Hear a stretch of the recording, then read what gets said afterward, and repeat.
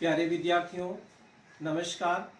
बृहन्मुंबई महानगर पालिका शिक्षण विभाग वर्चुअल ट्रेनिंग सेंटर में आप सभी का हार्दिक स्वागत है। आपका वर्चुअल मार्गदर्शक जयप्रकाश आर मिश्रा। चलिए हम सीखने के लिए तैयार हो जाते हैं।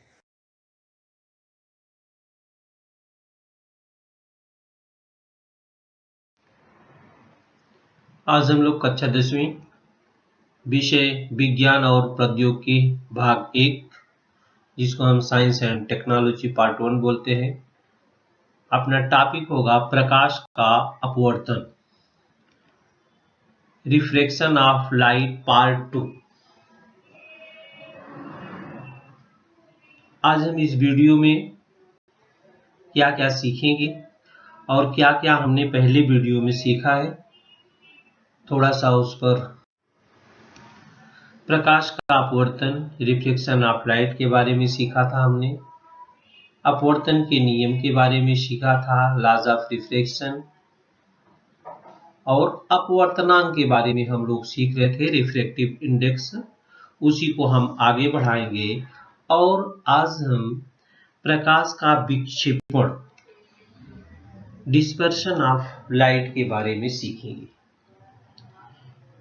ये देखिए, यहाँ पर चित्र आप देख रहे हैं। आपतन कोण है, परावर्तन कोण है, ये बराबर होते हैं। यहाँ पर आप देखिए प्रकाश का विक्षेपण है। आप आकाश में इंद्रधनुष देखते हैं, उसमें बहुत सारे कलर देखते हैं। इन सब के बारे में हम चर्चा करेंगे। तो सबसे पहले हम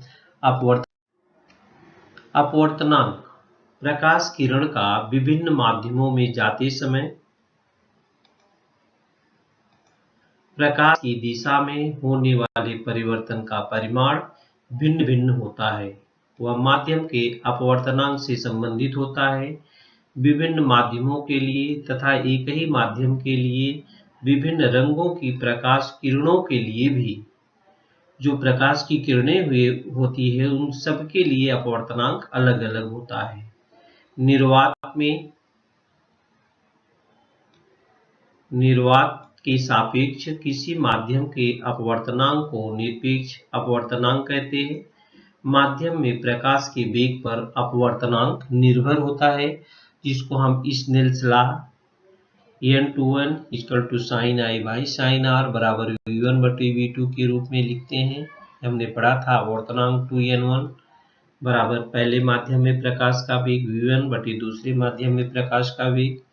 इसी प्रकार दूसरे माध्यम के सापेक्ष पहले माध्यम में अपवर्तनांक 1n2 = v2/v1। यदि पहला माध्यम निर्वात है तो दूसरे माध्यम का अपवर्तनांक निरपेक्ष अपवर्तनांक होता है, उसको हम केवल n से दर्शाते हैं। आज बच्चों आपको बहुत ही अच्छी चीज, ट्विंकलिंग ऑफ स्टार्स, तारों का टिमटिमाना, आकाश में तारे टिमटिमाते हैं, किस कारण से टिमटिमाते हैं, ये सब के बारे में हम आपको जानकारी देंगे। तारों का टिमटिमाना, कुछ हम कॉन्सेप्ट आपको बताएंगे।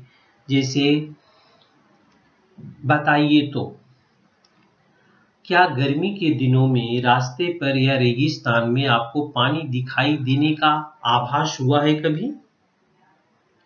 या दूसरा प्रश्न है, ये देखिए, होता है तो कैसे होता है? यहाँ पर आप खड़े हैं, यहाँ पर ये स्काई है, आकाश है, ये लाइट पड़ रही है और ये लाइट रे फ्रॉम स्काई की है। ये कूल हवा है या ठंडी, ये आपकी यहाँ पर आंखों पर आ रही है। ये तो हॉट एयर है, इधर देखिए हॉट एयर दिख रहा है। यहाँ पर ये आपको पानी दिखता है, किस कारण से दिखता है हम आगे चर्चा करेंगे। दूसरा जो प्रश्न है कि होली की ज्वाला के दूसरी ओर की कुछ वस्तुओं को क्या आपने हिलते हुए दिखता है? होली जब आप जलाते हैं, आग जलती है, तो उसके दूसरी ओर कुछ वस्तुएं आपको हिलती हुई दिखती हैं। ये होली है, होली का चित्र है, देखिए जल रही है। इस साइड आप अगर खड़े हैं तो दूसरे साइड आपको जो लोग खड़े या जो चीजें हैं वो आपको कुछ हिलती हुई दिखती हैं। ऐसा क्यों होता है? आपने कभी सोचा है? नहीं सोचा है तो अब की बार होली आएगी बच्चों, अवश्य सोचना। ये होता क्यों है बच्चों? देखिए, स्थानीय वायुमंडल का प्रकाश के अपवर्तन पर थोड़े पैमाने पर प्रभाव होता है। जो वायुमंडल होता है, स्थानीय वायुमंडल, स्थानीय वायुमंडल का प्रकाश के अपवर्तन पर थोड़े पैमाने पर प्रभाव होता है।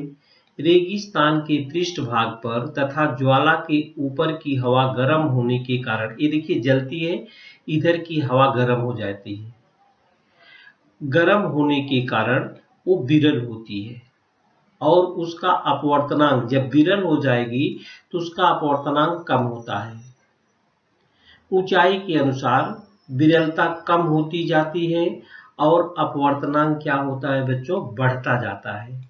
बदलते हुए अपवर्तन के कारण, बदलते हुए अपवर्तन के कारण अपवर्तन के नियमानुसार प्रकाश की दिशा निरंतर क्या होती है, बदलती रहती है।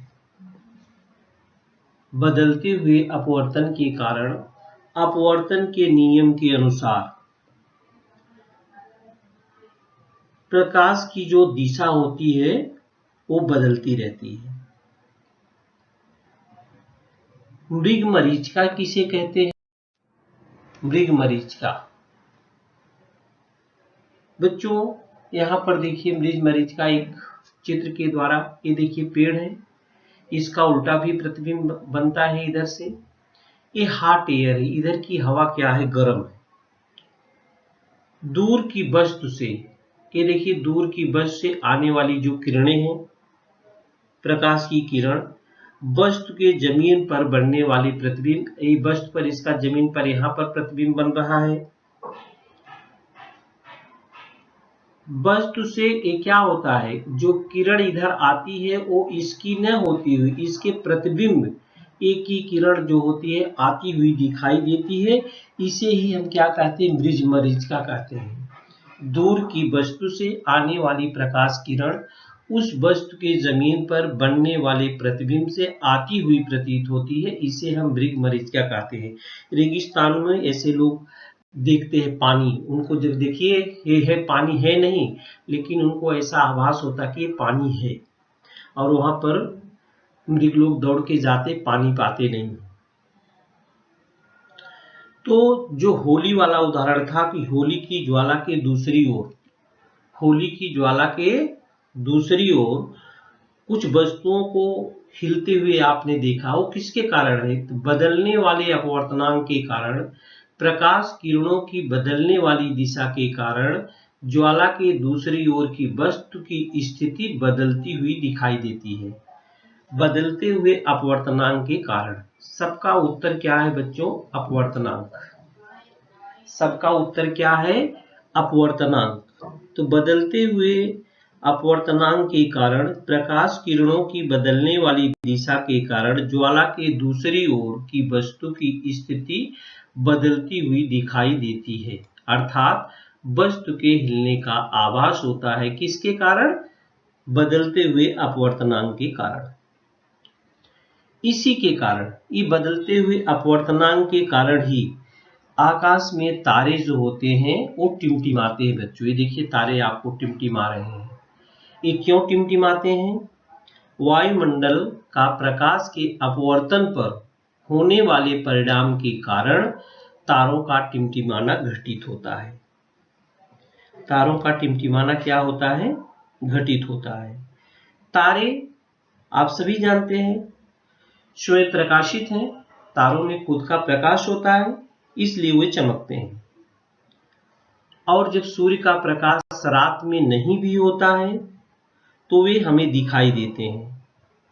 तारे बहुत अधिक दूरी पर होने के कारण वे प्रकाश के बिंदु स्रोती की भांति महसूस होते हैं। वायुमंडल की हवा का जो अपवर्तनांक है वो जमीन की ओर जाते समय बढ़ता जाता है। वायुमंडल की हवा का अपवर्तनांक जैसे ही आप जमीन की तरफ आएंगे वो क्या होगा, बढ़ता जाता है। क्यों बढ़ता जाता है, क्योंकि हवा का घनत्व जो होता है वो नीचे बढ़ता है, ऊपर कम होता है। तारे से आने वाले प्रकाश का वायुमंडल में से अपवर्तन होते समय तारे का प्रकाश क्या होता है, अभिलंब की ओर झुकने के कारण जो तारा होता है बच्चों है उससे कम दिखता है। माने उससे तारों की जो आभासी स्थिति होती है वो ज्यादा होती है, उसकी ऊंचाई से अधिक दिखता है। ये चित्र है, देखिए आप, ये देखिए, ये तो वास्तविक तारा ये है। वास्तविक तारा क्या है? ये है, यहाँ पर तारा है। लेकिन ये तारा हमके यहाँ आभासी स्थिति इसकी यहाँ पर दिखती है, वो किसके कारण होता है? ये तारा नीचे है तो इसका अपवर्तनांक क्या होता है? बढ़ता है। इसका अपवर्तनांक क्या होता है? जैसे जैसे जमीन की तरफ आता बढ़ता है हवा का, क्योंकि हवा का घनत्व बढ़ता है और तारा उसकी वास्तविक ऊंचाई की अपेक्षा अधिक ऊंचाई पर जो होता है हमको महसूस होता है। ये देखिए, तारे से आने वाले प्रकाश का वायुमंडल में से अपवर्तन होते समय तारे का प्रकाश अवलंब की ओर झुकने के कारण तारा उसकी वास्तविक ऊंचाई की अपेक्षा थोड़ी अधिक ऊंचाई पर हमको महसूस होता है। इसको कहते हैं तारों की आभासी स्थिति। तारों की क्या कहते हैं?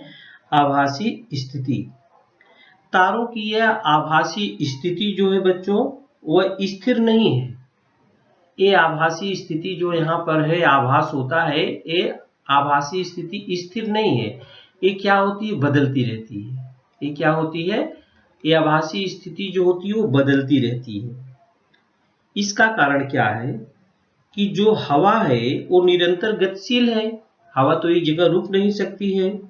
घनत्व और तापमान परिवर्तित होने के कारण, घनत्व भी और तापमान भी परिवर्तित होने के कारण वायुमंडल स्थिर नहीं है।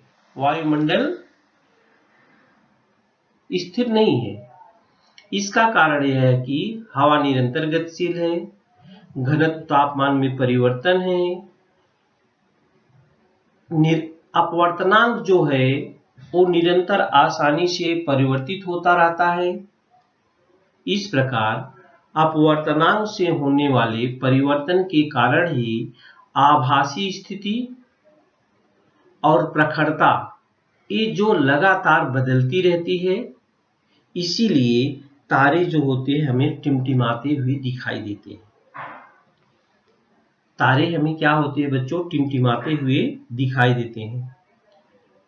तारे तो हमें बच्चों, आपने सोचा है सूर्य परिवार है, उसके ग्रह है, तो ग्रह नहीं टिमटिमाते हुए हमको दिखाई देते हैं। ये तारे देखिए, तारे तो हमको टिमटिमाते हुए दिखाई देते हैं, लेकिन ये जो ग्रह है, अर्थ है, मार्स है, जुपिटर है, नेपच्यून है, यूरेनस है, सैटर्न है, ये सब ग्रह है। ग्रह हमको टिमटिमाते हुए नहीं दिखाई देते। क्यों नहीं दिखाई देती? इसका कारण क्या है बच्चों? कि ग्रह जो होते हैं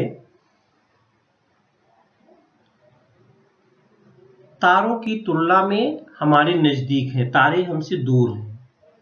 इस कारण वे बिंदु स्रोत न होकर बिंदु स्रोतों का समूह होते हैं। वायुमंडल की परिवर्तित हुई स्थिति के कारण इनमें से कुछ बिंदु अधिक चमकदार तो कुछ कम चमकदार दिखाई देते हैं। उनका स्थान भी परिवर्तित होता है। इनका स्थान परिवर्तित होता है, परंतु उनकी औसत चमक जो होती है वो स्थिर रहती है, तथा उनका औसत स्थान भी क्या होता है? वो भी स्थिर रहता है। इसीलिए वे टिमटिमाते नहीं है। इसीलिए वे टिमटिमाते नहीं है। आगे हम आपको प्रकाश का विक्षेपण क्या है उसके बारे में जानकारी देंगे। प्रकाश का विक्षेपण, dispersion of light. Dispersion of light बच्चों, एक छोटा सा एक्टिविटी आप करके देखते हैं। आपके कंपास बॉक्स में मापन स्केल फुलपट है, ये देखिए कांच की फुलपट है। आप क्या करो, इस स्केल को अपनी आंखों के सामने धीरे धीरे तिरछी करके देखो।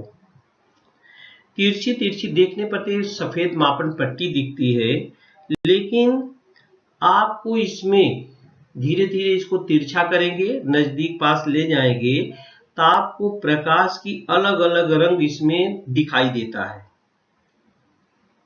विभिन्न रंगों का क्रम, लाल दिखाई देगा, नारंगी दिखाई देगा, पीला, हरा, नीला, आसमानी, बैंगनी, आपको ऐसा कलर दिखाई देगा। ये किसके कारण है? लगेगा कि ये विद्युत चुंबकीय तरंगों के रूप में है, और तरंगों का ये महत्वपूर्ण गुणधर्म तरंगदैर्घ्य का होता है। अब कौन कौन सी तरंगदैर्घ्य है जिसको हमारी आंखें आराम से देख सकती हैं, जिसको हमारी आंखें क्या कर सकती हैं, देख सकती हैं। ये देखिए विभिन्न प्रकार के कलर आपको दिखाई देते हैं।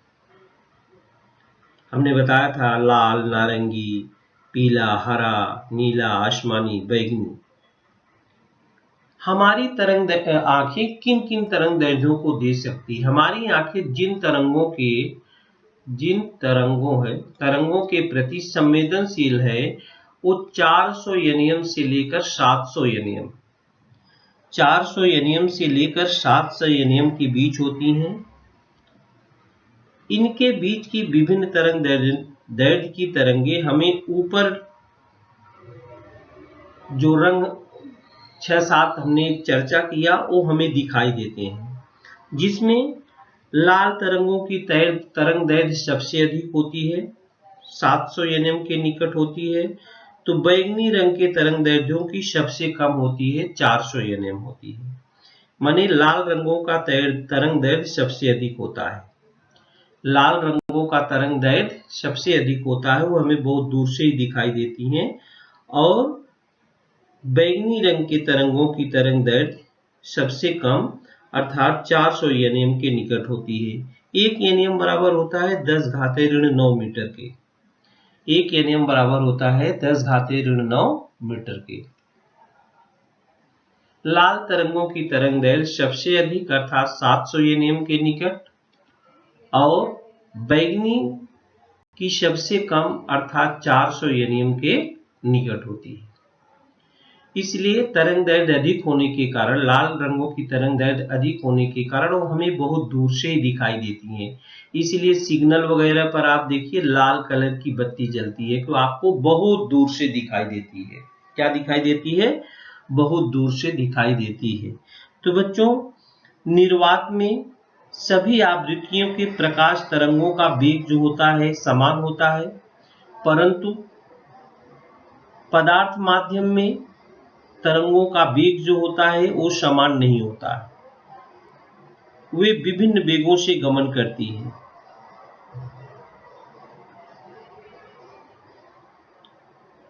तो प्रकाश का विक्षेपण किसे कहते हैं? प्रकाश का विक्षेपण, डिस्पर्शन ऑफ लाइट, किसी भी पदार्थ माध्यम में प्रकाश के अपने घटक रंगों में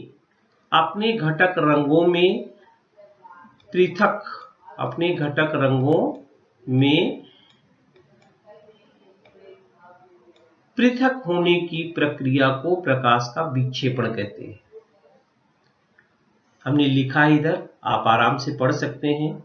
किसी भी पदार्थ माध्यम में प्रकाश के अपने घटक रंगों में पृथक होने की प्रक्रिया को प्रकाश का विक्षेपण कहते हैं। इसकी जो खोज किया था सर आइजैक न्यूटन ने किया था बच्चों। सर आइजैक न्यूटन की सूर्य प्रकाश से बड़ क्रम प्राप्त करने के लिए उन्होंने प्रिज्म का उपयोग किया था। ये त्रिभुज के आकार की, इसको प्रिज्म बोलते हैं। ये कांच की बनी होती है। इस पर जब सूर्य का प्रकाश इसमें से गुजरता है, ये सूर्य का प्रकाश 7 रंगों में, देखिए red, orange, yellow, green, blue, indigo और वायलेट, ये 7 कलर में जो होता है वो परावर्तित हो जाती। इनके देखिए सबका जो परावर्तन है, ये सबकी दिशा डायरेक्शन भी अलग अलग है, मतलब सबके बीच कोण भी अलग अलग बने हैं। सबके बीच कोण भी क्या है?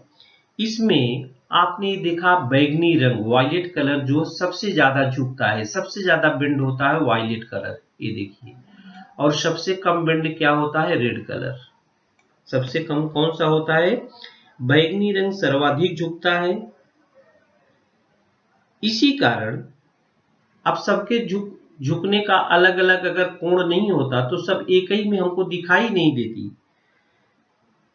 तो श्वेत प्रकाश होता है। प्रकाश की जो लाइट पड़ती है वो सफेद कलर की होती है, सफेद कलर की। श्वेत प्रकाश का प्रिज्म द्वारा 7 रंगों में विभाजन होता है। ये देखिए, इसका 7 रंगों में विक्षेपण होता है, तो आपतित किरणों की तुलना में विभिन्न रंग की विभिन्न कोणों से झुकते हैं। बैंगनी रंग सर्वाधिक झुकता है। इस कारण प्रत्येक रंग की किरण अलग अलग मार्गों से बाहर निकलती हैं और विभक्त होती हैं।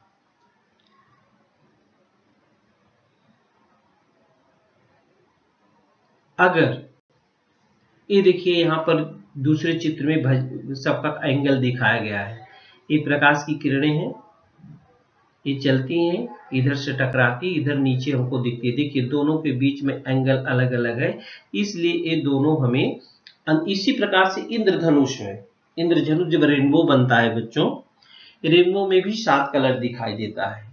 इसको शॉर्टकट में हम VIVGYOR विबगोर के नाम से हम जानते हैं, या हिंदी में इसको वैनी आह पी नाला भी पढ़ते हैं। वैनी आह पी नाला इस प्रकार से भी पढ़ते हैं। तो आपको याद करना है, किसी भी प्रकार से आप याद कर सकते हैं। रेड सबसे ऊपर है और वायलेट जो है वो सबसे नीचे है। रेड सबसे ऊपर है और वायलेट सबसे नीचे है। वायलेट का विक्षेपण जो सबसे ज्यादा होता है, झुकाव उसका होता है, और रेड का क्या होता है, सबसे कम होता है। रेड का क्या होता है बच्चों, सबसे कम होता है। आगे हम आपको ले चलते हैं। परावर्तन जो होता है वह आंशिक भी होता है और पूर्ण आंतरिक भी होता है। परावर्तन जो होता है, आंशिक और पूर्ण आंतरिक परावर्तन, partial and total internal reflections, क्या कहते हैं इसको। ये देखिए, ये हवा है, एक माध्यम हवा है, दूसरा माध्यम है पानी। जब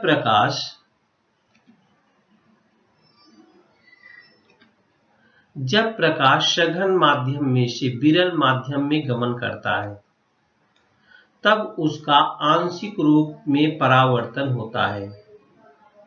कब? सघन माध्यम से विरल माध्यम में। जब प्रकाश सघन माध्यम में से विरल माध्यम में गमन करता है, तब उसका आंशिक रूप में परावर्तन होता है। परावर्तन के नियम के अनुसार प्रकाश का कुछ भाग पहले माध्यम में पुनः लौटता है। पहले माध्यम में कुछ लौट जाता है भाग, उसको ही हम क्या कहते हैं, आंशिक परावर्तन कहते हैं। और प्रकाश के उर्वरित भाग का अपवर्तन भी होता है। तो आंशिक परावर्तन और पूर्ण आंतरिक परावर्तन।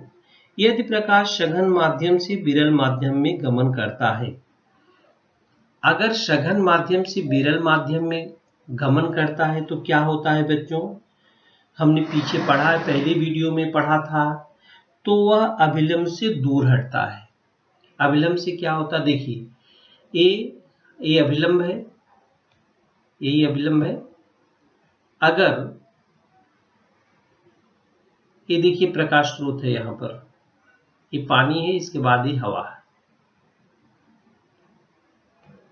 यदि प्रकाश सघन माध्यम से विरल माध्यम में गमन करता है तो वह अभिलंब से दूर हटता है। अभिलंब से क्या होता है, दूर हटता है। अतः आपतन कोण जो आई है, यहां पर देखिए आपतन कोण आई है, ये प्रकाश स्रोत है, अभिलंब से दूर हट जा रहा है। तो यहां पर आई का मान अपवर्तन कोण है, यहां पर आर, ये देखिए अपवर्तित किरण है आर, ए है, तो आई का मान आर से कम होता है। यदि आई का मान बढ़ाते गए, आई का मान अगर हम बढ़ाते गए, तो स्नेल का नियम हमने पढ़ा था,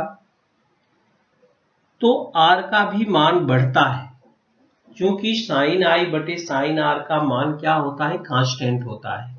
आई का मान आप बढ़ा देंगे तो आर का भी मान बढ़ेगा। और ऐसी स्थिति आएगी बच्चों, देखिए यहां से यहां पर आई का मान बढ़ रहा है तो आर का भी मान बढ़ता जाता है, आर का मान बढ़ता जाता है। एक स्थिति यहां आ गई, यहां पर कि आई का मान हमने 90 अंश कर दिया, I के एक विशेष मान के लिए R का मान यहां पर 90 अंश हो गया। इस विशेष मान को हम क्रांतिक कोण कहते हैं। जब R का मान 90 अंश हो जाता है तो इसको क्या कहते हैं? क्रांतिक कोण कहते हैं। क्या कहते हैं? क्रांतिक कोण। जब विशेष स्थिति में R का मान क्या हो जाता है? 90 अंश हो जाता है। इससे अधिक आपतन कोण वाली किरणों के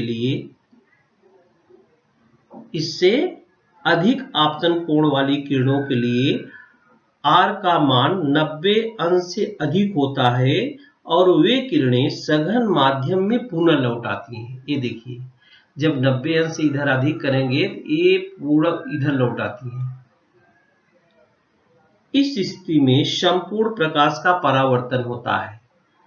संपूर्ण प्रकाश का परावर्तन होता है और इस प्रक्रिया को पूर्ण आंतरिक, ये देखिए लिखा है, इस क्रिया को पूर्ण आंतरिक परावर्तन कहते हैं। माने ये देखिए पूरा का पूरा परावर्तित हो गई किरण इसी माध्यम में बाहर नहीं गई, माध्यम एक में नहीं गई। इसको कहते हैं पूर्ण आंतरिक परावर्तन। पूर्ण आंतरिक परावर्तन। यहां पर आप देखिए, यहां पर sin I by sin R का मान जो कांस्टेंट होता है। sin I by sin R का मान क्या होता है? कांस्टेंट होता है। पूर्ण आंतरिक परावर्तन के लिए I का क्रांतिक कोण जो होता है वो R का मान क्या होता है? 90 अंश होता है। और 1 sin I by sin R का मान 90 अंश हो गया तो sin 90 अंश का मान 1 होता है, बराबर वो sin I के ही होता है। और sin I का मतलब, तो sin I का मतलब हो गया कि वो पूर्ण आंतरिक परावर्तन में है। पूर्ण आंतरिक परावर्तन, क्योंकि sin 90 अंश का मान 1 होता है बच्चों। sin 90 अंश का मान क्या होता है? 1 होता है। तो क्या है? पूर्ण आंतरिक परावर्तन है, जैसा आप चित्र में यहां देख रहे हैं। जब ER का मान 90 अंश से अधिक हो गया तो क्या हो गया? ये पूर्ण आंतरिक परावर्तन हो गया। I greater than IC critical का कोण का मान है।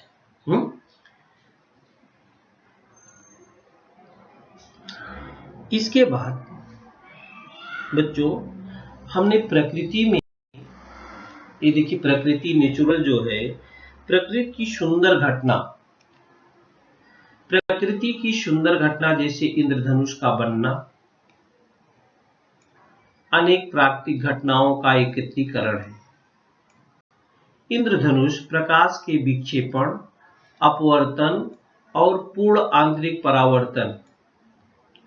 इंद्रधनुष जो बनता है बच्चों, वो क्या क्या कारण है? प्रकाश के विक्षेपण जो हमने पढ़ा, अपवर्तन और पूर्ण आंतरिक परावर्तन। अभी हमने पढ़ा पूर्ण आंतरिक परावर्तन। इन तीनों घटनाओं का एकत्रित परिणाम है। मुख्यतः बरसात हो जाने के बाद आकाश में इंद्रधनुष दिखाई देता है। क्यों, कैसे दिखाई देता है बच्चों?